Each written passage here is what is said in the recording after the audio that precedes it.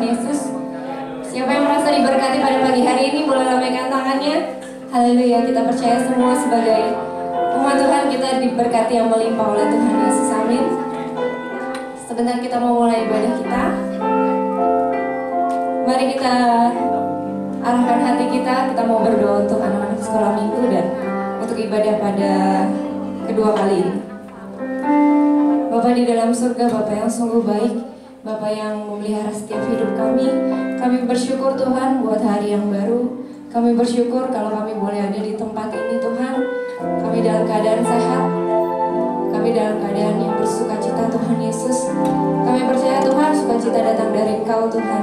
Segala berkat kami terima daripada-Mu Tuhan Yesus.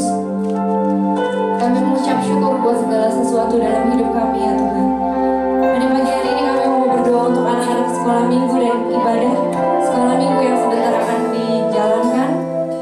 Biarlah tangan Tuhan menyertai tutup bungkus ibadah sekolah minggu Tuhan Yesus. Setiap anak-anak dapat diberkati oleh ibadah sekolah minggu dan setiap guru-guru yang mengajar boleh Kau berikan hikmat, boleh Kau berikan kesabaran dalam mengajar anak-anak di tempat ini Tuhan Yesus. Biarlah guru-guru ini Kau pakai Tuhan sebagai pemberita firman-Mu Tuhan Yesus. Dan biarlah firman yang boleh diterima oleh setiap anak di tempat ini dapat terus mereka ingat, dapat terus mereka pelajari Tuhan Yesus. Terima kasih ya Bapak, terima kasih. Sebentar kami akan mulai ibadah yang kedua ini Tuhan. Mari Kau jamah setiap hati yang ada di tempat ini Tuhan Yesus. Kami berdoa juga untuk teman-teman kami yang masih dalam perjalanan. Mempercepat langkah kaki mereka Tuhan, biar sampai ke tempat ini dengan selamat dan sukacita bersama kami semua Tuhan. Terima kasih ya Bapak, terima kasih Tuhan. Segala syukur bagi-Mu Tuhan Yesus. Sungguh kami merasakan kebaikan-Mu dalam hidup kami ya Bapak. Sungguh kami merasakan pertolongan-Mu dalam tiap detik hidup kami Tuhan Yesus.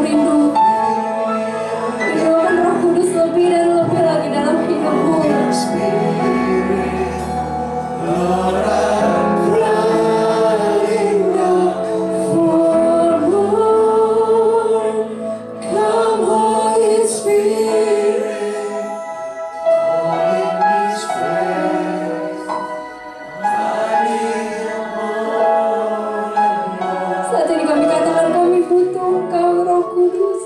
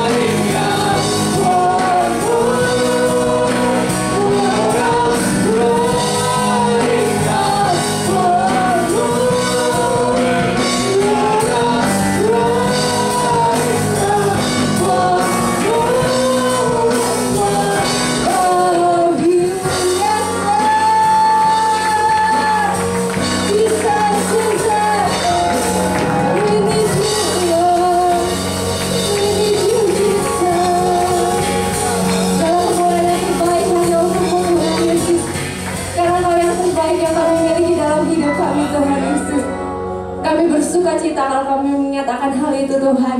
Terima kasih Tuhan, tidak ada sukacita yang lebih besar selain yang kami terima dari Engkau Tuhan Yesus, penebus kami. Di dalam nama-Mu kami siap bersorak-sorai. Semua yang siap bersorak-sorai katakan amin. Katakan sebelah kanan kirimu Tuhan Yesus dahsyat. Amin. Bersyukurlah.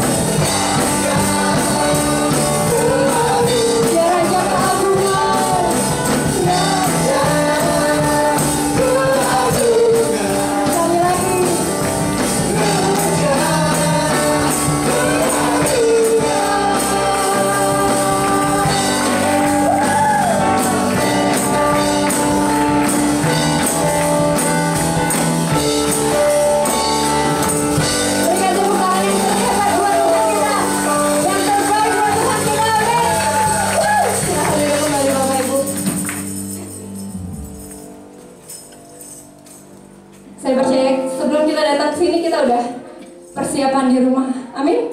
Kita siap menerima firman Tuhan pada ibadah yang kedua ini.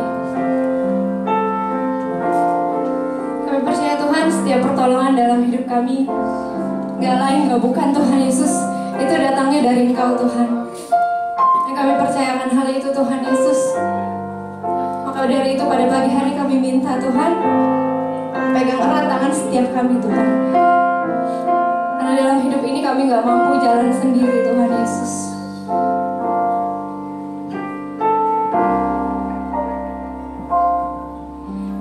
Tiap hari ku melihat dan hatiku merasakan betapa berharganya Kau di dalam hidupku. Tak dapat ku menyelami segala perbuatanmu.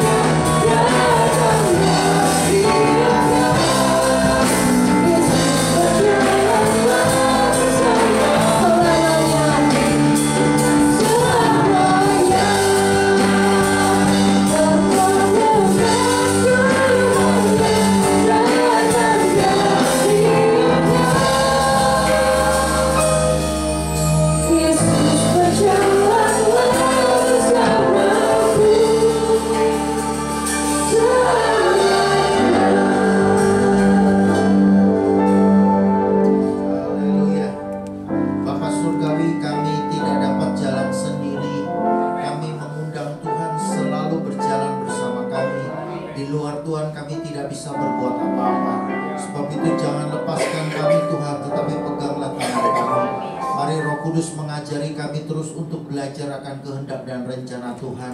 Roh Kudus menerangi hati kami untuk kami memahami dan mengerti tentang kehendak dan rencana Tuhan. Sebab itu mari Roh Kudus tolong kami untuk kami dapat belajar firman dan menangkap pesan-pesan yang berarti, pesan-pesan yang berharga yang datangnya dari kebenaran firman-Mu. Urapi kami yang terbatas dengan pengurapan-Mu yang tidak pernah terbatas. Kami siap dilawat oleh firman Allah. Kami siap bertumbuh bersama firman-Mu. Kami siap tinggal dalam firman-Mu dan firman-Mu tinggal di dalam kami. Hanya di dalam nama Tuhan Yesus Kristus kami mengucap syukur dan berdoa. Setiap kita yang siap mendengar firman Tuhan diberkati olehnya dan bertumbuh iman karenanya. Mari sepakat dengan iman sama-sama kita katakan amin. Haleluya, haleluya, haleluya, haleluya. Shalom. Selamat siang, Yesus memberkati. Senang berjumpa dengan saudara di bulan terakhir dari tahun 2017, yaitu bulan Desember ini, dan saya percaya semua karena anugerah Tuhan, ya. Semua karena kebaikan Tuhan. Tadi pagi saya berkhotbah tentang Allah menyatakan dirinya. Nah, siang ini saya akan khotbah tentang mengubah keterbatasan menjadi kemenangan, ya. Khotbah firman Tuhan pada siang ini mengubah keterbatasan menjadi kemenangan, ya. Alkitab, kalau saudara perhatikan di dalam Alkitab, selalu ada orang-orang yang memiliki keterbatasan, ya. Jadi kalau saudara baca di dalam Alkitab, kita nggak akan berjumpa dengan orang-orang hebat, tapi kita ketemu dengan orang-orang yang terbatas, ya. Orang-orang yang memiliki kekurangan, orang-orang yang memiliki kelemahan, tetapi mereka mampu mengubah keterbatasan itu menjadi sebuah kemenangan. Mengubah kelemahan itu menjadi sebuah kekuatan. Nah, saya mau katakan saudara, kita bukan orang-orang yang hebat, orang-orang yang terbatas, orang-orang yang punya kekurangan dan kelemahan. Tetapi saya percaya melalui firman Tuhan ini, Tuhan akan membuat kita mampu mengubah keterbatasan kita menjadi sebuah kemenangan. Nah, salah satu orang yang memiliki keterbatasan yang akan kita bahas pada siang ini, kita akan lihat di Markus pasal 5 ayat 24 sampai ayat 33. Markus pasal 5 ayat 24 sampai ayat yang ke-33. Demikian firman Tuhan. Lalu pergilah Yesus dengan orang itu. Orang banyak berbondong-bondong mengikuti dia dan berdesak-desakan di dekatnya. Adalah di situ seorang perempuan yang sudah 12 tahun lamanya menderita pendarahan. Ia telah berulang-ulang diobati oleh berbagai tabib, sehingga telah dihabiskannya semua yang ada padanya, namun sama sekali tidak ada faedahnya, malah sebaliknya keadaannya makin memburuk. Dia sudah mendengar berita-berita tentang Yesus, maka di tengah-tengah orang banyak itu ia mendekati Yesus dari belakang dan menjamah jubahnya. Sebab katanya, asalku jamah saja jubahnya aku akan sembuh. Seketika itu juga berhentilah pendarahannya dan ia merasa bahwa badannya sudah sembuh dari penyakitnya. Pada ketika itu juga Yesus mengetahui bahwa ada tenaga yang keluar dari dirinya. Lalu ia berpaling di tengah orang banyak dan bertanya, siapa yang menjamah jubahku? Murid-muridnya menjawab, engkau melihat bagaimana orang-orang ini berdesak-desakan dekatmu, dan engkau bertanya siapa yang menjamah aku? Lalu ia memandang sekelilingnya untuk melihat siapa yang telah melakukan hal itu. Perempuan itu yang menjadi takut dan gemetar ketika mengetahui apa yang telah terjadi atas dirinya, tampil dan tersungkur di depan Yesus dan dengan tulus memberitahukan segala sesuatu kepadanya. Maka katanya kepada perempuan itu, hai anakku, imanmu telah menyelamatkan kau. Pergilah dengan selamat dan sembuhlah dari penyakitmu. Kita ketemu seorang wanita yang punya keterbatasan. Dia mengalami sakit pendarahan 12 tahun. Saudara bisa bayangkan, sakit setahun aja udah berat ya. Ada orang sakit sampai 2 tahun, 3 tahun ya. Tapi kalau sampai sakit 12 tahun, saudara bisa bayangkan nggak kondisinya kayak apa? Berarti orang ini benar-benar sudah keadaannya sangat buruk. 12 tahun sakit, saudara. Dan sudah dihabiskan semua harta bendanya. Artinya bukan berarti nggak ada usaha. Dia sudah berobat kemana-mana. Dia dengar ada dokter yang bagus, dia datang. Tetapi sampai semua hartanya habis pun tidak menjadi membaik, makin memburuk. Nah saudara, nah ini yang akan kita bahas. Tetapi perempuan yang memiliki keterbatasan ini mengubah keterbatasannya menjadi kemenangan, sehingga dia disembuhkan secara ajaib luar biasa melalui Yesus Kristus. Amin saudara. Nah, kesembuhan yang wanita ini lakukan itu bukan datangnya dari Tuhan loh, tapi dari wanita ini sendiri. Kalau kita lihat penyembuhan-penyembuhan yang Yesus lakukan itu datangnya dari Tuhan. Yesus tumpang tangan, Yesus berdoa, Yesus mengucapkan sesuatu. Tapi kesembuhan wanita ini bukan datangnya dari Yesus, tapi dari inisiatif wanita ini sendiri. Memegang jubah Yesus, dia sembuh. Sampai Yesus pun berkata, siapa tadi yang pegang saya? Ya, berarti kesembuhannya bukan dari Yesus, tapi kesembuhannya dari inisiatif wanita ini sendiri. Nah, saya percaya di tengah keterbatasan kita, di tengah kekurangan kita, di tengah kelemahan kita, kita mampu mengubah keterbatasan kita menjadi sebuah kemenangan. Amin. Nah, kita lihat keterbatasan dari wanita ini. Ada 3 yang saya lihat keterbatasan dari wanita ini. Pertama, dia seorang wanita. Itu keterbatasannya. Kalau yang sakit ini laki-laki atau pria mungkinlah agak mending ya. Dia ini wanita. Nah, seorang wanita secara sosiologis itu kurang diperhitungkan. Apalagi bagi orang Yahudi. Orang Yahudi itu kurang memperdulikan wanita. Ya, wanita itu kayaknya kelas 2 ya saudara. Makanya wanita tidak dimasukkan ke dalam silsilah ya, tapi hanya pria-prialah yang dianggap sebagai yang paling utama. Jadi secara sosiologis dia kurang diperhitungkan. Kedua, dia sakit pendarahan 12 tahun. Saudara, saya mencoba memeriksa atau meneliti ini pendarahan apa gitu ya. Lalu saya temukan kata pendarahan itu dipakai kata hemorrhagia dalam bahasa Yunani. Nah, hemorrhagia ini pendarahan yang berhubungan dengan haid atau menstruasi. Jadi rupanya wanita ini menstruasi terus-terusan ya.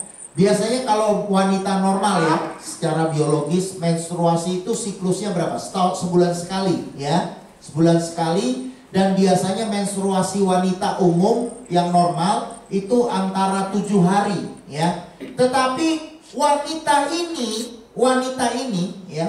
ini saudara mengalami kelainan ya. Dia pendarahan terus-menerus ya. Sehingga ada 2 kemungkinan karena pendarahan terus-menerus. Pertama itu disebabkan karena kista. Kedua karena kanker serviks.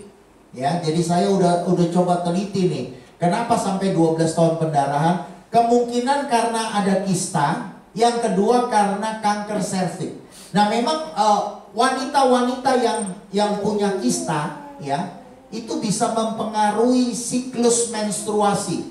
Saya pernah membaca ulasan seorang dokter dari Rumah Sakit Pantai Indah Kapuk PIK ya. Itu mengatakan dia punya pasien, seorang wanita itu ada kista.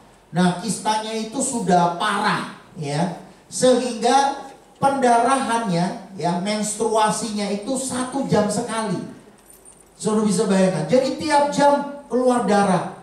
Wow, itu habis pembalut berapa itu? Tiap jam keluar darah. Itu kalau kistanya sudah parah. Nah, saya percaya ini 12 tahun ini udah kronis nih saudara ya. Ini mungkin karena kista yang sudah kronis sehingga dia pendarahan terus menerus ya. Atau yang kedua karena kanker serviks ya.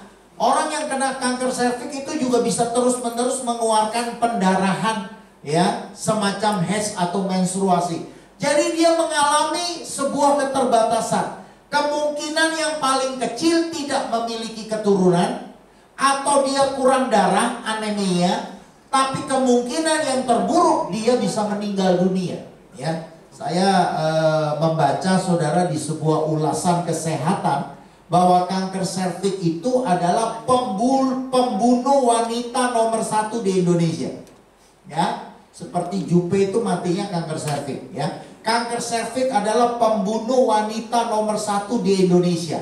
Dan dalam penelitian dari Yayasan Kanker Indonesia bahwa ditemukan di Indonesia, ya, itu setiap setiap hari ada 40 wanita yang menderita kanker serviks. Tiap hari loh. Ya, menurut Yayasan Kanker Indonesia, tiap hari ada 40 wanita yang mengalami kanker serviks. 26 diantaranya meninggal. Jadi saudara bisa bayangkan nggak? Ini wanita gawat ini kondisinya saudara. Dia kemungkinan kista atau kanker serviks. Jadi paling rendah dia nggak punya keturunan atau kurang darah.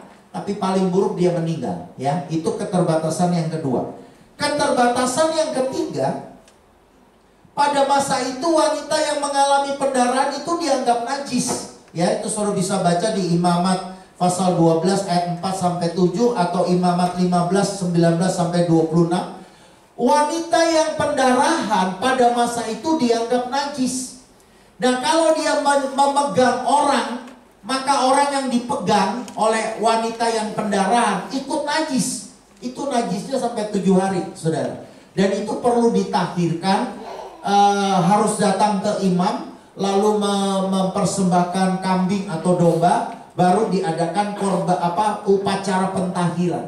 Jadi wanita ini punya 3 keterbatasan. Pertama, keterbatasan secara sosiologis, dia wanita. Kedua, keterbatasan secara biologis, dia sakit pendarahan, punya kanker serviks atau kista.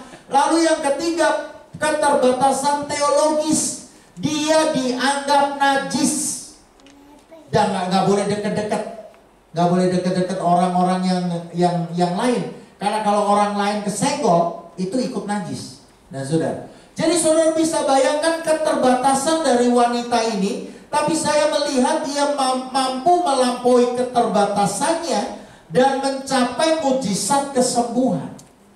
Di tengah keterbatasannya, ia mampu mengubahnya menjadi kemenangan. Hari ini saya mau katakan mungkin saudara mengalami keterbatasan. Saya tidak tahu keterbatasan dalam bidang apa. Mungkin masalah uang, masalah kemampuan, masalah keluarga, ada keterbatasan dalam usaha pekerjaan atau apa saja. Tapi kita percaya kita mampu mengubah keterbatasan kita menjadi kemenangan. Yang setuju katakan amin. Kita mampu mengubah kelemahan kita menjadi kekuatan. Nah, sekarang kita mau lihat apa yang menjadi kunci dari wanita ini mampu mengubah keterbatasannya menjadi kemenangan. Ada 4, saudara. Yang pertama kita lihat ayat 27. Dia sudah mendengar berita-berita tentang Yesus. Maka di tengah-tengah orang banyak itu ia mendekati Yesus dari belakang dan menjamah jubahnya. Yang pertama, kunci untuk mengubah keterbatasan menjadi kemenangan adalah mendengar dengan benar. Ayat ini jelas mengatakan dia sudah mendengar berita-berita tentang Yesus. Dalam terjemahan lain dikatakan ia sudah banyak mendengar berita-berita tentang Yesus. Ada kata banyak mendengar berita-berita tentang Yesus. Berarti wanita ini mampu mengubah keterbatasannya menjadi kemenangan karena mendengar dengan benar. Saudara, mungkin saja dia selama ini mendengar hal-hal yang tidak benar.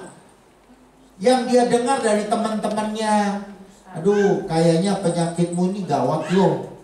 Kemarin ya di daerah gua nih ada 4 yang mati kayak begini. Nah, saudara, mungkin dia sudah banyak dengar informasi-informasi yang simpang siur. Dokter-dokter juga mulai berkata, Bu maaf ya Bu ya, udahlah serahkan aja sama yang di atas. Penyakit ibu ini udah kronis loh. Ya saya usahakan supaya terjadi kesembuhan. Mungkin dia sudah mendengar begitu banyak informasi-informasi tentang penyakitnya. Dan semua informasi itu tidak membawa kepada kesembuhan. Tetapi hari itu dia mendengar berita-berita tentang Yesus.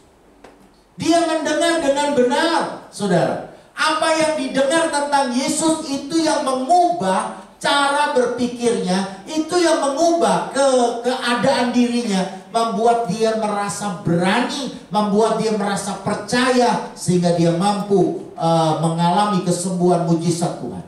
Saudara, hari-hari ini saya mau katakan kita banyak mendengar berita-berita nggak benar, betul nggak, saudara? Sekarang ini yang kita dengar ini banyak berita-berita yang nggak baik, ya, yang kita kenal dengan hoax, ya. Hoax itu banyak kita dengar. Nah, sekarang saya lihat ini, aduh, berita-berita ini mengerikan, saudara. Ya, berita ini, berita itu, berita ini, berita itu. Ini Donald Trump bikin ulah ya, katanya mau dijadikan Yerusalem ibu kota Israel. Wah, ini udah masalah nih. Ini bisa memicu masalah, ya kan? Lalu Menteri Keuangan Sri Mulyani kita mengatakan 2018 akan terjadi krisis cukup besar di Indonesia. Makanya disarankan untuk tidak banyak utang, agak sedikit berhemat, ya, karena sekarang uang pemerintah ini kan banyak untuk infrastruktur, ya, pajak lagi dikejar-kejar, digalakan, ya.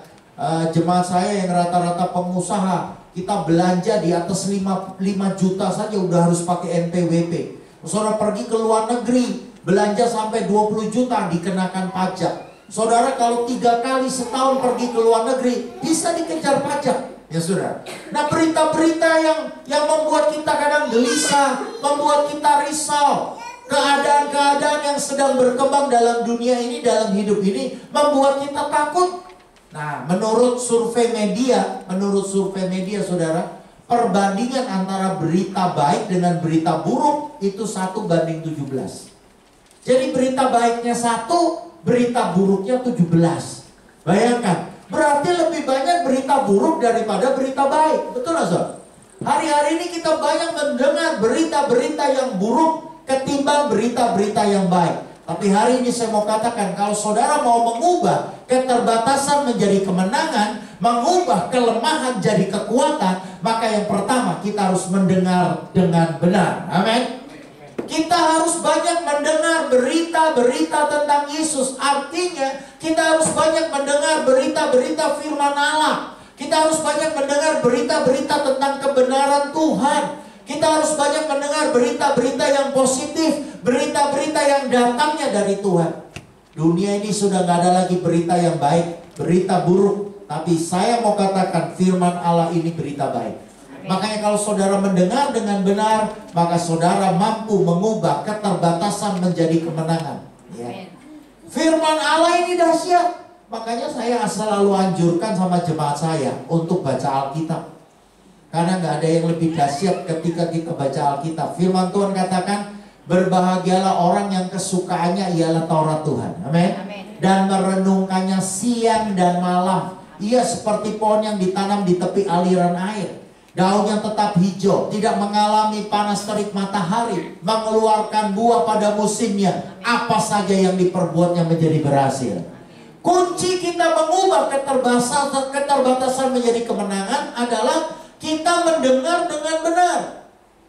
Adam dan Hawa jatuh dalam dosa karena lebih mendengar suara iblis daripada suara Tuhan. Tuhan udah ngomong, semua buah dalam taman ini boleh kamu makan, tapi buah pengetahuan yang baik dan jahat itu tidak boleh kamu makan. Karena pada waktu kamu makan, kamu akan mati. Ya enggak? Suara dari Tuhan itu udah jelas. Tuhan udah ngomong kan, ya. Tapi Adam dan Hawa lebih suka mendengar berita dari iblis. Iblis ngomong, kamu gak mati, tapi kalau kamu makan, kamu akan jadi seperti Allah. Wow, beda nih. Antara suara Tuhan sama suara iblis beda nih. Mana yang benar nih? Nah, Adam dan Hawa coba-cobalah. Ayo kita coba dengerin kata iblis. Barangkali memang waktu kita makan jadi seperti Allah. Ternyata mereka justru dihukum Tuhan dan diusir keluar dari Taman Eden. Jadi hari ini saya mau katakan, apa yang saudara dengar itu menentukan. Kalau saudara mendengar berita-berita yang bukan kebenaran, saudara mendengar berita-berita dari dunia ini, engkau akan lemah, engkau akan takut, engkau akan khawatir. Tapi kalau engkau mendengar berita-berita dari firman Allah, engkau pasti kuat, engkau pasti berkemenangan. Hari ini yang pertama, mengubah keterbatasan menjadi kemenangan adalah mendengar dengan benar. Ya, jangan dengerin kata manusia. Manusia itu bisa ngomong apa saja, ya. Tapi saya percaya kalau kita dengar suara Tuhan, bagi Tuhan gak ada yang mustahil. Amin, saudara. Ya, Tuhan luar biasa.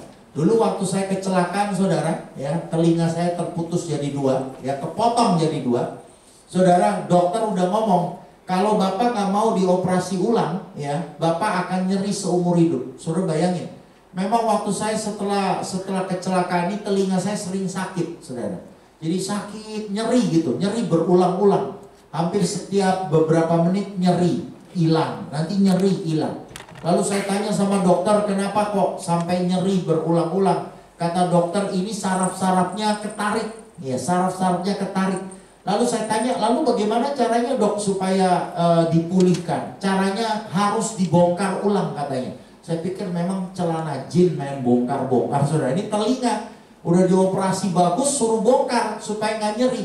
Tapi saya percaya bagi Tuhan gak ada yang mustahil. Saya cuma berdoa, Tuhan, aku ini hamba-Mu, aku gak mau dioperasi ulang. Jujur aku trauma secara psikologis, tapi aku percaya bagi Tuhan gak ada yang mustahil. Ketika saya percaya, Tuhan ubah keterbatasan menjadi kemenangan, sehingga gak lagi nyeri sampai sekarang, ya. Nah, seringkali kalau kita dengar kata dokter, kata manusia, kata A, kata B, kata C, kata D, kita bisa takut.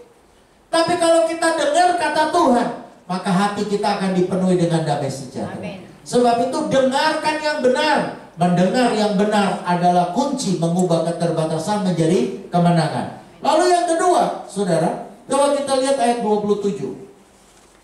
Dia sudah mendengar berita-berita tentang Yesus, maka di tengah-tengah orang banyak itu ia mendekati Yesus dari belakang dan menjamah jubahnya. Pertama, kunci mengubah keterbatasan menjadi kemenangan adalah mendengar dengan benar. Kedua, kunci mengubah keterbatasan menjadi kemenangan adalah berpikir dengan benar. Wanita ini berpikir dengan benar. Bukti dia berpikir dengan benar. Dia berpikir bahwa Tuhan Yesus itu sanggup menyembuhkan segala macam penyakit. Amin. Dan dia punya pemikiran, aku gak usah ketemu Yesus lalu ditumpangin tangan sama Yesus. Asalku jamah jubahnya aku akan sembuh.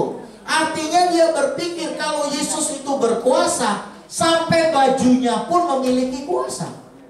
Makanya dia gak perlu ketemu Yesus, minta Yesus memegang dia, kepalanya ditumpangin tangan. Tapi dia percaya, aku senggol aja jubah Yesus, aku pegang jubah Yesus, aku akan sembuh. Kenapa? Karena kalau Yesus berkuasa, bajunya pun pasti punya kuasa. Dia berpikir dengan benar. Ya, saudara, saya mau katakan manusia itu dimulai dengan pikiran. Ya, apa yang saudara kerjakan dan apa yang saudara lakukan itu mulai dengan pikiran, saudara. Makanya saya katakan orang jadi jahat, orang jadi benar, orang jadi baik atau orang tidak baik itu mulai karena pikiran. Kalau pikiran kita baik, kita baik. Kalau pikiran kita jahat, kita akan jadi jahat juga. Ya, mari kita mulai berpikir dengan benar, saudara. Nah, manusia itu luar biasa, saya katakan ya. Manusia itu luar biasa. Kenapa? Karena manusia itu dikasih otak sama Tuhan. Dan otak manusia itu luar biasa dahsyatnya. Saudara tahu enggak? Otak saudara itu punya 10 miliar neuron, saraf. Ya, jadi banyak sekali saraf-saraf di otak kita itu kayak kabel-kabel, saudara. Itu kalau dihitung kurang lebih 10 miliar. 10 miliar, makanya otak kita hebat. Nah, kemampuan otak manusia itu 35 exabyte. 1 exabyte sama dengan 1 miliar giga. Jadi kemampuan otak saudara 35 miliar giga. Saya mau tanya, HP saudara berapa giga? Betul kan?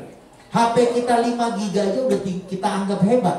Ya, HP-HP sekarang yang paling baru ya, itu bisa punya kapasitas 100 giga. Nah, otak kita 35 miliar giga. Saudara bisa bayangkan ya? Hebat sekali otak ini. Makanya otak kita ini bisa apa ya? Menghasilkan hal-hal yang dahsyat. Otak kita ini bisa menghasilkan hal-hal yang luar biasa. Apa yang manusia tidak bisa lakukan? Betul nggak? Apa yang manusia tidak bisa kerjakan? Manusia bisa melakukan segala sesuatu. Manusia bisa pergi ke bulan. Manusia bisa pergi ke planet Mars. Teknologi-teknologi canggih dihasilkan oleh otak manusia. Ya. Tapi jangan salah, di satu sisi selain kemajuan-kemajuan teknologi, kita juga melihat dunia kita ini dipenuhi dengan modus-modus kejahatan yang makin lama makin canggih, betul nggak? Kemarin saya dikirimi video, saya tidak tahu apakah saudara juga dapat kiriman video. Sekarang ini banyak penipuan, ya saudara. Itu telur, saudara.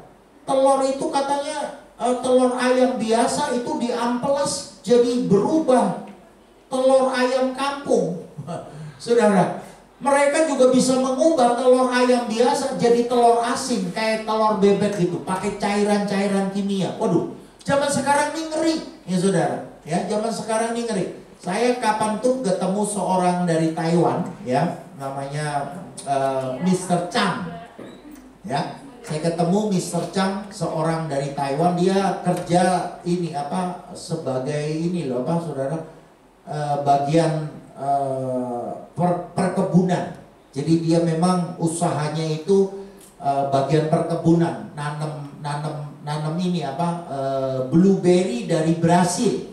Ya, dia sewa satu areal tanah yang cukup besar di Lembang, Bandung. Lalu dia tanami blueberry Brasil, ya, dan dia usaha berbagai macam tanaman. Lalu dia cerita sama saya, Mr. Chang dari Taiwan ini cerita, sekarang ini ngeri katanya. Ada kemajuan teknologi membuat segala sesuatunya menjadi bahaya. Di negara-negara tertentu itu sekarang ada semacam cairan kimia, saudara. Buah-buah yang mentah, apa aja yang mentah, durian mentah, ya jambu mentah, lalu mangga mentah, itu semua buah-buah yang mentah. Kalau direndam cairan kimia itu, begitu diangkat jadi matang semua. Wow, ngeri ya. Jadi selama ini kalau kita makan nih makanan buah-buahan itu belum tentu matang betulan, matang asli. Itu semua pakai cairan kimia, itu cuma direndam, diangkat matang. Jadi manis semua. Wow. Tetapi berbahaya untuk kesehatan. Jadi kita lihat karena otak manusia di satu sisi ada kemajuan teknologi yang menguntungkan manusia, membuat hidup manusia lebih bahagia. Tapi karena juga pikiran manusia, sekarang modus-modus kejahatan juga mengalami kemajuan. Nah sekarang persoalannya kita mau pakai otak kita untuk apa nih, saudara? Untuk hal-hal yang baik atau hal-hal yang buruk? Kita pakai otak kita untuk hal-hal yang membahagiakan atau yang membuat orang tidak bahagia. Nah, wanita ini berpikir dengan benar. Dia percaya bahwa Yesus memiliki kuasa yang besar. Makanya dia berkata dalam hatinya, asal aku jamah saja dari belakang ujung jubahnya, aku pasti sembuh. Hari ini saudara, apakah kita mau berpikir dengan benar? Ya saudara. Saya melihat begini, negara-negara yang maju, negara-negara yang maju itu adalah negara-negara yang mengutamakan pendidikan.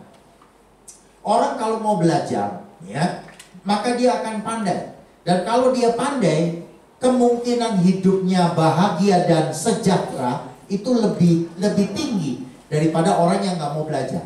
Saya kasih contoh, misalnya negara Jepang itu negara yang maju. Dan orang Jepang itu suka belajar, saudara. Orang Jepang itu suka belajar. Anak saya baru pulang dari Jepang bulan September yang lalu.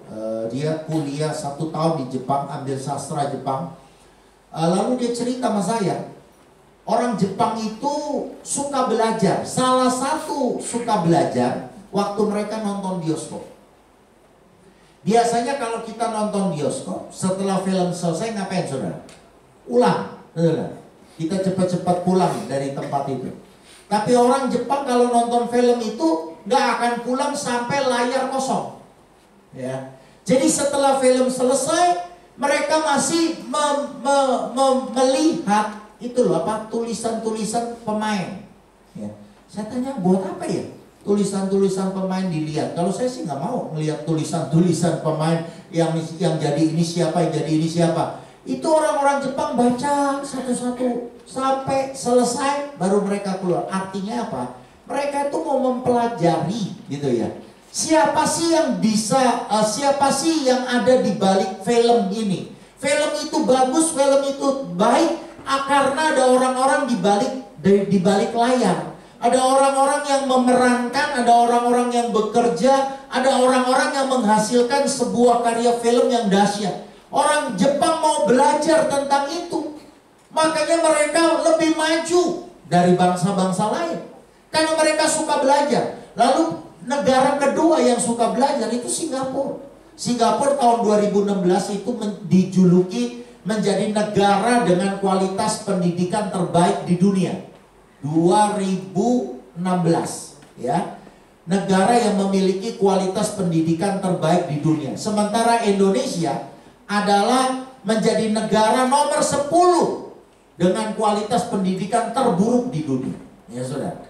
Orang kita kurang suka belajar. Orang kita senang main HP. Ya mas saudara. Senang mengucapkan ujaran-ujaran kebencian, provokator. Ya mas saudara. Bikin hal-hal yang heboh, statement-statement yang membuat orang jadi heboh, statement-statement yang bikin orang jadi saudara, ribut gitu ya. Nah, tetapi orang-orang Singapura mereka suka belajar, maka kualitas pendidikan terbaik di dunia itu disandang oleh Singapura tahun 2016. Makanya kita lihat negaranya maju, betul nggak? Buktinya presiden yang terpilih itu presiden wanita, Halimah Yacob.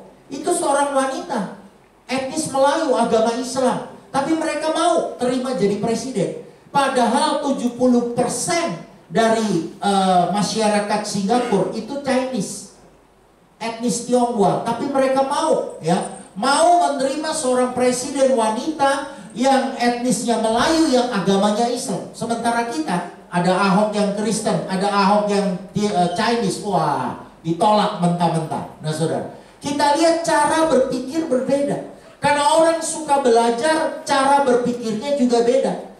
Nah sama juga ketika kita menjadi orang Kristen, berpikir dengan benar, maka cara berpikir kita juga pasti beda. Di tengah-tengah orang khawatir, di tengah-tengah orang takut, kita berpikir bagi Allah gak ada yang mustahil. Wanita ini berpikir bagi Tuhan gak ada yang mustahil. Dia sudah coba semua pengobatan, gak pernah ada yang bisa sembuhkan. Uangnya habis, tapi dia berpikir beda. Pasti Tuhan mampu sembuhkan saya. Dia tidak berpikir begini, udahlah penyakit saya ini udah gak ada obatnya, dokter yang paling pintar aja gak bisa sembuhkan, uang saya udah habis banyak, saya udah sakit 12 tahun, gak mungkin saya sembuh. Tapi wanita ini tidak berpikir begitu. Dia berpikir saya masih bisa sembuh, saya masih bisa terima mujizat. Sebab itu dia dekati Yesus dari belakang dan dia menjaman jubahnya. Hari ini saudara, mari kita berpikir dengan benar. Ya, mungkin bagi orang lain, kayaknya susah, tapi kita tetap berpikir secara optimis. Tuhan, aku percaya bersamamu aku lebih dari pemenang. Wanita ini mengubah keterbatasan menjadi kemenangan. Karena pertama dia mendengar dengan benar, kedua dia berpikir dengan benar. Yang ketiga kita lihat ayat 28. Sebab katanya, asal ku jamah saja jubahnya aku akan sembuh. Pertama dia mendengar dengan benar, kedua berpikir dengan benar, ketiga berkata dengan benar. Dari ayat ini kita bisa tahu dia mengatakan, sebab katanya, asal ku jamah saja jubahnya aku akan sembuh. Jadi dia ngomong, cuma memang saya periksa dalam teks asli, dia berbicara secara perlahan, ya. Jadi dia gak teriak kenceng-kenceng, tapi dia ngomong pelan. Pokoknya kalau aku pegang jubahnya aku pasti sembuh. Nah itu sebuah keyakinan iman. Tapi keyakinan imannya itu dimulai dari perkataan. Amin saudara. Nah wanita ini berkata dengan benar. Saudara, mari kita mulai berkata dengan benar saudara. Nah kebanyakan orang berkata tidak benar. Banyak hari ini orang asal ngomong. Ya saudara, ngomong duluan, mikir belakangan. Hari ini banyak orang berkata secara negatif. Tapi saya mau katakan, mari kita berkata dengan benar. Saya membaca sebuah buku saudara, menurut ilmu sosiologi, ya, orang yang paling diam itu dalam hidupnya berjumpa dengan 5.000 orang dan mengucapkan 10.000 perkataan. Jadi ada orang-orang yang diam, ada orang-orang yang bawel, ya kan? Saya sering ketemu orang-orang yang bawel, aduh ngomong terus. Kalau ketemu orang bawel ini kayaknya dia nggak habis bahan pembicaraan, betul nggak? Ngomong dari A sampai Z. Tapi ada juga orang-orang yang diam, pendiam sekali. Kalau kita nggak ajak ngomong, dia nggak ngomong. Tapi menurut ilmu sosiologi, orang yang paling diam dalam hidupnya itu mengucapkan 10.000 perkataan. Berarti saudara, kita punya kecenderungan dalam hidup ini, kita banyak berkata-kata, betul nggak saudara? Apa yang tidak bisa, kegiatan apa yang tanpa ngomong gitu loh ya. Hampir semua kegiatan itu memakai kata-kata. Kita berkomunikasi pakai kata-kata, kita ketemu orang pakai kata-kata, kita ngobrol pakai kata-kata. Hampir sebagian besar hidup kita itu kita pakai kata-kata, pakai mulut. Nah sekarang pertanyaannya, saudara berkata-kata seperti apa? Kalau kita berkata dengan benar seperti wanita ini, maka kita punya kemampuan mengubah keterbatasan kita menjadi kemenangan. Tapi saya lihat banyak orang ini ngomongnya itu sembarangan ya. Dikit ya mati gua, sial gua, saudara. Ngomong yang tidak positif. Tuhan berkata, asal kamu punya iman sebesar biji sesawi, dan kamu berkata kepada gunung ini, hai gunung pindah, gunung akan pindah. Berarti kata-kata kita itu ada hubungannya dengan iman. Untuk melihat seseorang punya iman atau enggak, lihat dari mana? Bukan dari kalung salibnya, Pak. Orang boleh punya kalung salib gede-gede, tapi belum tentu imannya gede. Ya, melihat orang imannya benar bukan dari namanya, saudara. Kebanyakan kita katakan, wih namanya nama Alkitab loh, pasti dia punya iman. Belum tentu. Saya pernah satu waktu ketemu seseorang, ya, saya kenalan sama dia. Saya kenalan, lalu saya tanya, siapa bapak namanya? Nama saya Yukaluk. Saya bingung juga, baru dengar nama Yukaluk gitu ya, aneh gitu ya. Saya tanya, bapak dari mana? Ya, itu marga atau apa gitu ya? Enggak, Yukaluk itu singkatan Yusak Kaleb Lukas. Ampun, saudara. Ini pakai nama Alkitabnya borongan, saudara. Kayak jemuran, saudara. Baru saya tahu, wah, astaga, Yukaluk, Yusak Kaleb Lukas. Dan nggak sekalian atau Matius, Markus, Lukas, Yohanes, Kisah Para Rasul, ya saudara. Apakah orang yang punya pakai nama-nama Alkitab itu imannya pasti dahsyat? Belum tentu. Ada juga orang pakai tato, saudara. Saya pernah ketemu, pernah pelayanan ya juga di beberapa penjara gitu. Pernah saya lihat ada orang pakai tato, belakangnya gambar Tuhan Yesus pakai mahkota duri, saudara. Lalu ditulis I love Jesus. Saya mau tanya, apakah orang yang pakai tato kayak begini imannya gede? Belum tentu. Kalau saudara mau mengukur iman seseorang itu dari mana? Salah satu mengukur iman seseorang itu, lihat saja kata-katanya. Kalau kata-katanya positif, pasti dia beriman. Kalau kata-katanya benar, pasti dia beriman. Tapi kalau kata-katanya ngaco, kata-katanya ngawur, saudara, banyak persumutan, ya suka ngomel, ya nada-nadanya negatif, saya bisa pastikan orang ini nggak beriman. Sebab antara kata-kata dan iman itu ada hubungannya. Makanya Yesus ngomong, kalau kamu punya iman sebesar biji sesawi, kamu bisa berkata kepada gunung ini, hai gunung pindah, maka gunung akan pindah. Berarti ada kuasa di dalam perkataan kita, amin? Ya loh. Jadi kata-kata ini bukan sembarangan. Kita nggak boleh gunakan kata-kata ini semau-mau kita, saudara. Ngomong itu ada ini loh, ada sanksinya. Kalau kita ngomong salah, kita akan kena sanksi. Tapi kalau kita berkata dengan benar, kita akan terima berkat dan lawatan Tuhan. Wanita ini berkata dengan benar, makanya dia berkata, asal ku jamah saja jubahnya, aku akan sembuh. Amin. Saya berdoa jemaat di sini berkata dengan benar. Pertama, mendengar dengan benar. Kedua, berpikir dengan benar. Ketiga, berkata dengan benar. Saya berdoa supaya kata-kata kita selalu menjadi kata-kata yang sesuai dengan firman Allah. Kata-kata yang positif, kata-kata yang gak menyimpang. Mulai justru perkatakan perkataan iman, ya. Seperti wanita ini, asal ku jamah saja jubahnya, aku akan sembuh. Mulai perkatakan kata-kata iman, maka di situ akan terjadi mujizat dan kuasa Tuhan dinyatakan bagi kita, ya. Makanya sekarang ini banyak gereja setiap akhir kebaktian itu selalu ditutup dengan nyanyian doa Yabes. Saya tidak tahu Pak gereja ini pakai nyanyian doa Yabes, tapi saya banyak khotbah kemana-mana. Rata-rata sekarang gereja habis kebaktian nyanyinya bukan Bapa terima kasih, bukan nyanyi yang lain, tapi kiranya kau memberkati aku berlimpah-limpah. Doa Yabes ini dinyanyikan di mana-mana. Sebab apa? Sebab kita percaya apa yang kita katakan akan terjadi. Amin. Mereka memperkatakan doa yang dikatakan oleh Yabes pada masa yang lalu. Kiranya engkau memberkati aku berlimpah-limpah. Kiranya engkau memperluas daerahku. Kiranya engkau menjauhkan aku dari malapetaka, sehingga kesakitan tidak menimpa aku. Itu diucapkan lewat lagu di akhir ibadah. Karena percaya dan yakin apa yang kami katakan, apa yang kami nyanyikan akan terjadi. Sebab kami mengatakannya menurut firman Tuhan.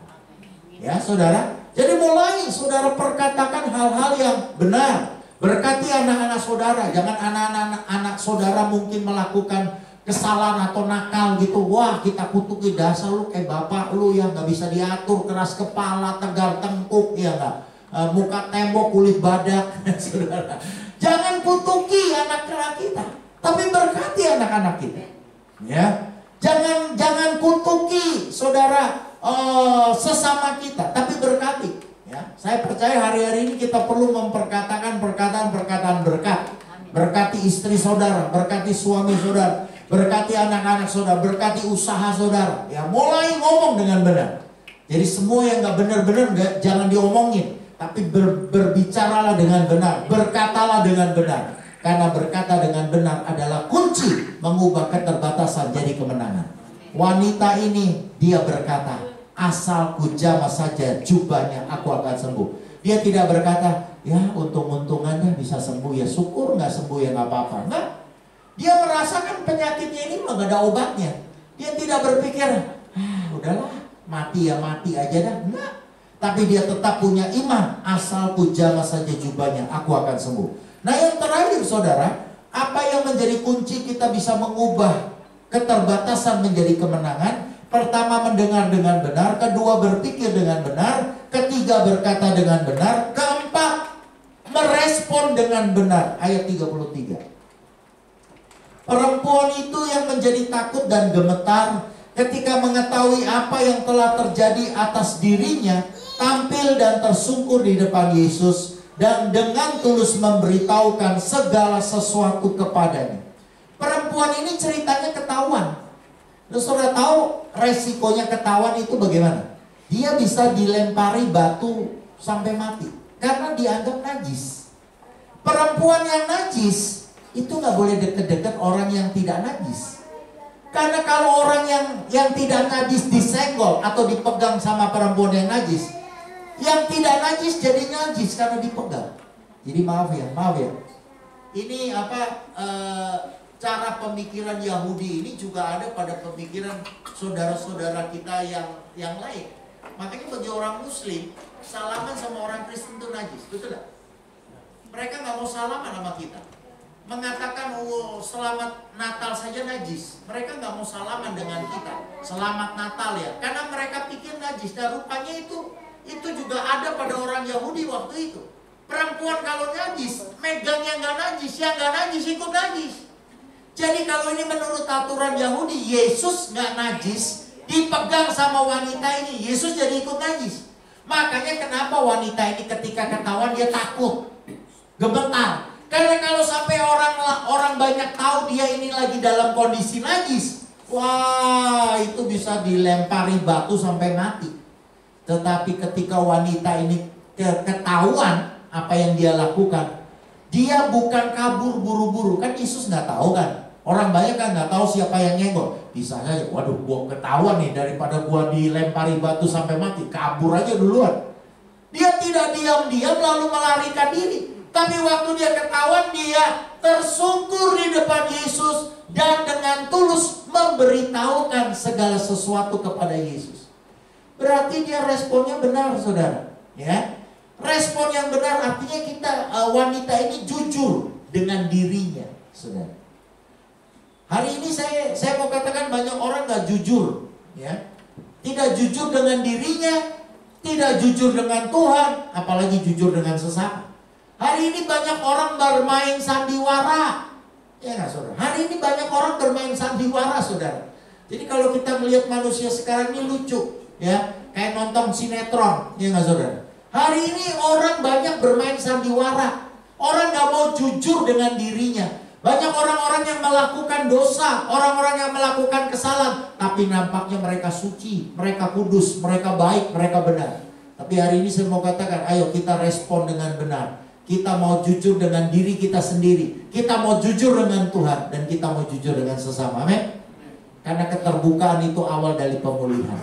Ya, seringkali kita menyembunyikan sesuatu. Wanita ini tidak mau menyembunyikan sesuatu, tapi dengan tulus memberitahukan segala sesuatu kepada Yesus. Walaupun ancamannya, kalau sampai orang lain tahu dia ini najis karena pendarahan, dia bisa dilempari dengan batu sampai mati. Tapi dia nggak takut. Dia jujur. Ya, dia nggak menyembunyikan sesuatu. Dia mau tulus, ya, memberitahukan segala sesuatu kepadanya. Justru ini jadi kesaksian sehingga nama Tuhan dimuliakan. Amin, saudara. Hari ini banyak orang yang nggak jujur. Saya berdoa supaya kita semua jujur, ya. Ya, ada sebuah lagu yang berkata, jangan ada dusta di antara kita. Ya, kita harus tulus, ya, saudara. Kita harus tulus. Jangan menyimpan sesuatu. Hari ini kalau saudara masih menyimpan sesuatu, ayo kita buang semua yang ada di dalam hati kita yang nggak baik. Kalau saudara masih menyimpan benci, masih menyimpan dendam, masih menyimpan kemarahan, ayo kita buang. Kita mau belajar seperti wanita ini yang tidak menyembunyikan sesuatu, tapi dia mau mengutarakan apa yang ada padanya untuk diceritakan ke orang lain. Walaupun ancamannya dia bisa dihukum mati karena najis, tapi sungguh luar biasa, dia sekarang gak najis lagi karena disembuhkan secara dahsyat ajaib oleh mujizat Yesus Kristus. Ya, hari ini saudara, apakah kita mau mengubah keterbatasan kita jadi kemenangan?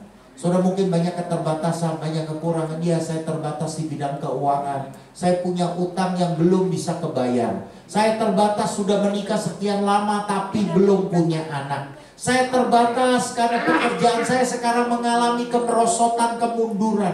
Saya terbatas karena saya sebentar lagi akan di PHK dari pekerjaan. Mungkin saudara berkata, saya terbatas karena saya mau berusaha tapi modal saya kecil, sementara saingan banyak yang modal besar. Hari ini apapun bentuk keterbatasan kita, kita bisa mengubah keterbatasan kita menjadi kemenangan. Kita bisa mengubah kelemahan kita jadi kekuatan kalau kita melakukan 4 hal seperti yang dilakukan wanita ini. Pertama, mendengar dengan benar.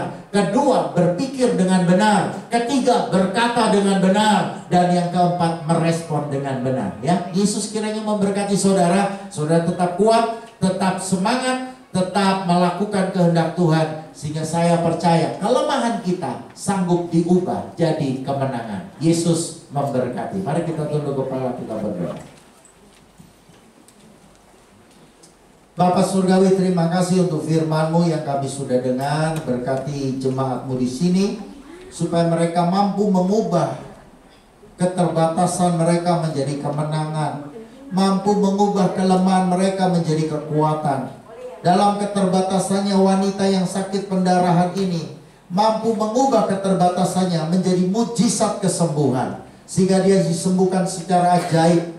Sebab dia belajar mendengar dengan benar, dia belajar berpikir dengan benar, dia belajar berkata dengan benar, dan dia belajar untuk merespon dengan benar. Di situ mujizat Tuhan terjadi. Berkati gereja ini ya Tuhan, supaya gereja ini juga mengalami kemenangan-kemenangan. Mereka mampu berjalan dari satu mujizat pada mujizat. Mereka boleh melihat kebesaran Tuhan dinyatakan dalam hidup mereka, rumah tangga mereka, usaha pekerjaan karir mereka. Bagi Allah kami percaya tidak ada yang mustahil. Berkati gembala jemaat yang terkasih Bapak Pendeta Hengki, pakai terus dengan luar biasa bersama keluarga. Boleh dipercayakan menggembalakan jemaat makin berkembang, makin bertumbuh, makin mencapai apa yang Tuhan inginkan. Berkati juga semua rekan-rekan hamba Tuhan di tempat ini. Pakai mereka dengan dahsyat dan luar biasa. Jemaat Tuhan, besar kecil tua muda, boleh terima lawatan dan kuasa Allah. kuasa yang tidak terbatas menjamah mereka, sehingga mereka menjadi jemaat yang diberkati untuk jadi berkat. Kami mengucap syukur untuk firman-Mu. Di dalam berkat nama Tuhan Yesus kami berdoa. Yang percaya dan diberkati, mari sama-sama kita katakan amin. Haleluya. Terima kasih untuk hambanya telah menyampaikan kita memberikan berkat firman Tuhan bagi kita semua di tempat ini. Kita akan persembahan. Saya undang Bapak Adi dan Bapak Puluhan untuk bawa kantong persembahan.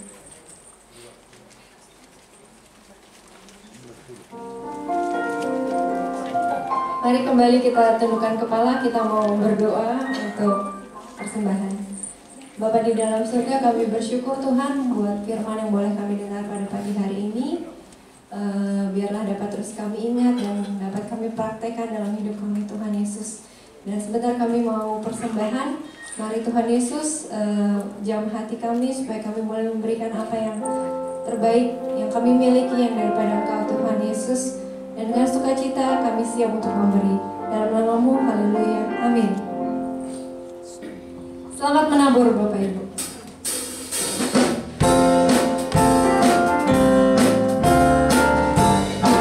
Siarkan di bumi. Siarkan di bumi, di bukit dan di menuju. Siarkan di bumi, di waktu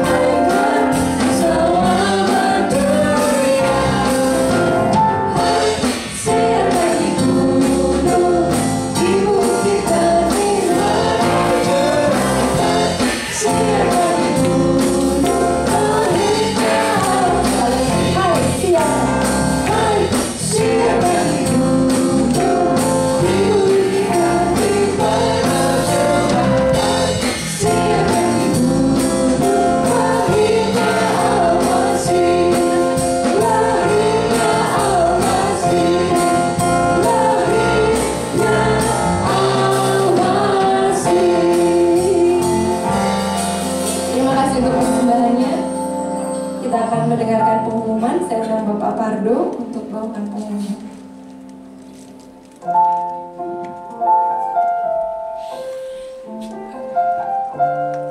Shalom Bapak Ibu semuanya. Berkat oleh firman Tuhan siang hari ini. Amin. Ya, semuanya kita akan menjadi umat yang berkemenangan di dalam Tuhan. Amin. Adakah dari Bapak Ibu yang baru pertama kali berbakti di GBI Joyful? Kami mohon bangkit berdiri kalau ada. Tidak ada ya? Ya, mungkin minggu depan ya kita ajak yang lain untuk boleh beribadah bersama-sama. Selamat datang di ibadah yang kedua di GBI Joyful. Kita akan lihat pengumuman laporan keuangan gereja di minggu pertama Desember. Total penerimaan Rp61.743.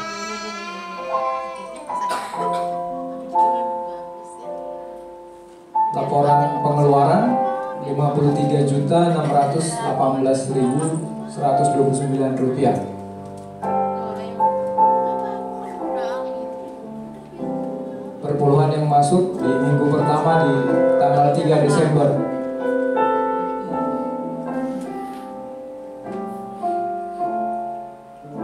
Jikalau Bapak Ibu ada ditanyakan, boleh menghubungi bendahara.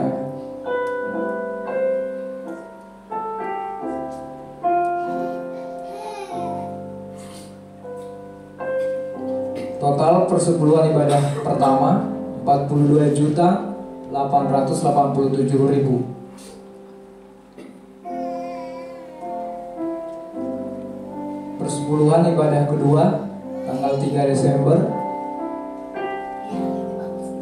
Jikalau ada yang belum tercantum boleh menghubungi bendahara. Total perpuluhan ibadah kedua 16.657.000.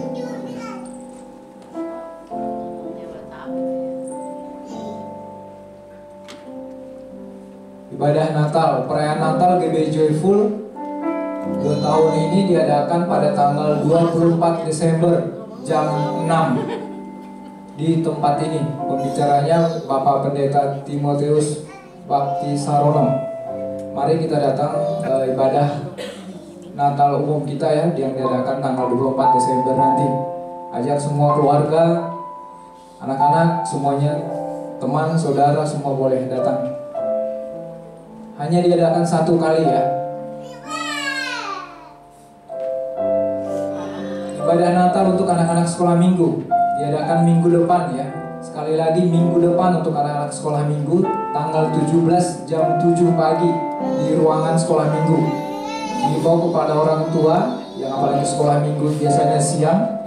Ini hanya diadakan hanya 1 kali. Jadi digabungkan minggu depan ibadah anak-anak sekolah minggu tanggal 17 Desember jam 7 pagi.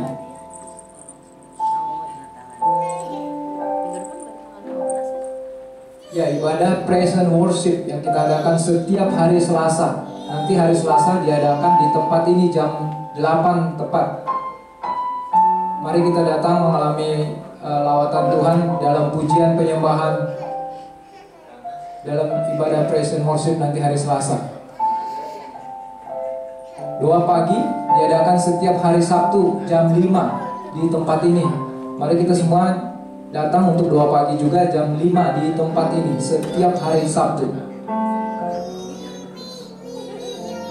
Pengumuman untuk Komsel untuk Desember kita break dulu, ditiadakan. Nanti Komsel diadakan kembali Januari 2018. Demikian juga untuk kaum WBI Joyful. Untuk ibadah kaum WBI juga sementara ditiadakan dulu untuk Desember. Nanti dimulai lagi di bulan Januari. Kepada kaum pemuda atau youth, ada ibadah youth, mengingatkan kepada pemuda-pemudi untuk kegiatan youth Sabtu 16 Desember jam 8, tapi bertempat di kolam renang Sawangan Golf Depok. Kaum pemuda-pemudi diharapkan kedatangannya. Untuk info selanjutnya bisa menghubungi Saudara Dewi Sitorus.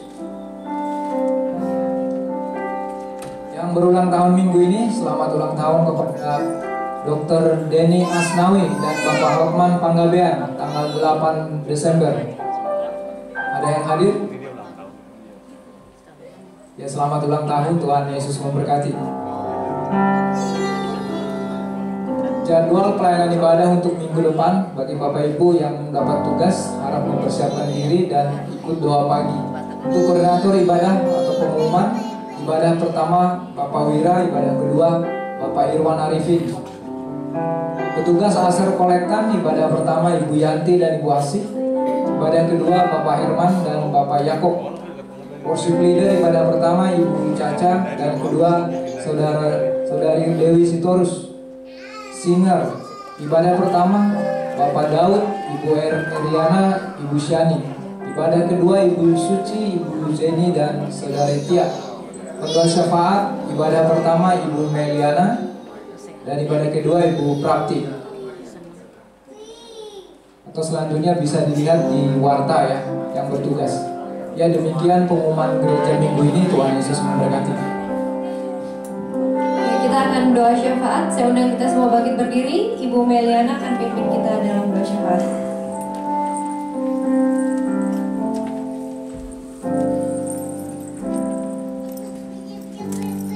Mari kita semua bersatu dalam doa. Bapa, tak henti-hentinya hati kami melimpah dengan ucapan syukur atas segala kebaikan-Mu dalam hidup kami Tuhan.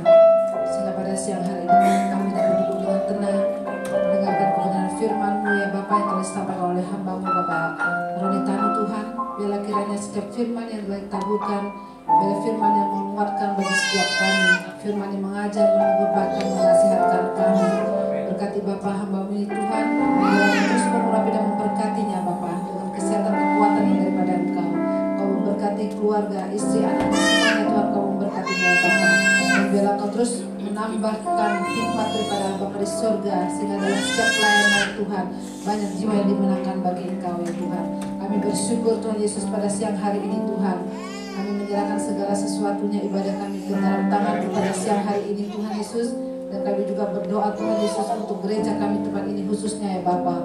Kiranya juga Engkau terus memberkati di dalam setiap tim yang ambil bagian dalam pelayanan pada siang hari ini Tuhan. Semua tim aser, singer, musik, WL semuanya Kau berkati ya Bapa. Kami percayakan semuanya mereka ke dalam tangan-Mu. Dan biarlah ketika mereka terus melayani Engkau, hati mereka tetap berpegang teguh kepada Engkau Bapa. Dan mereka percaya bahwa jeripaya mereka di dalam Tuhan tidak akan pernah sia-sia ya Bapa. Kau memberkati Tuhan Yesus Kristus, gembala sidang kami di tempat ini ya Bapa. Wakil gembala sidang dan semua staf koordinator yang telah terpilih dalam lainnya kepada gereja kami tempat ini ya Tuhan. Kami percaya Kau terus mempersatukan tali kasih-Mu Tuhan, bergandengan tangan di dalam Tuhan, di dalam melayani Engkau ya Tuhan. Bapa, kami juga berdoa untuk gereja kami Tuhan tempat ini Bapa. Biarlah sebentar lagi kami akan memasuki tahun 2018 Tuhan Yesus. Kami percaya di tahun 2018 Bapa, biarlah visi misi gereja kami Tuhan, Kau terus memberkati gereja kami di dalam mana kami tahu pelayanan kami tempat ini Tuhan, karena Tuhan yang menuntun segala sesuatunya ya Bapa. Terima kasih Tuhan. Engkau memberkati seluruh jemaat-Mu di GBI Joyful Bapa. Biarlah terus mereka Tuhan memiliki hati yang takut akan Tuhan. Dan Kau memberkati seluruh jemaat-Mu Tuhan, semakin hari semakin cinta akan Tuhan. Setiap hati mereka Tuhan tidak menyimpang ke kiri dan ke kanan, karena kami percaya ketika mereka hidup selaras dengan Engkau ya Bapa. Kami percaya juga Tuhan Engkau terus memberkati semua kami di gereja ini Tuhan, jemaat-Mu di GBI Joyful Tuhan ini ya Bapa. Terima kasih Tuhan. Kami percaya dan kami berdoa Tuhan Yesus untuk pada tanggal 24 nanti ya Bapa. Kami akan merayakan ibadah Natal kami ya Tuhan. Biarlah Kau memberkati semua tim yang terlibat dalam pelayanan. Semuanya Kau memberkati mereka dengan kesehatan kekuatan yang daripada Engkau ya Bapa.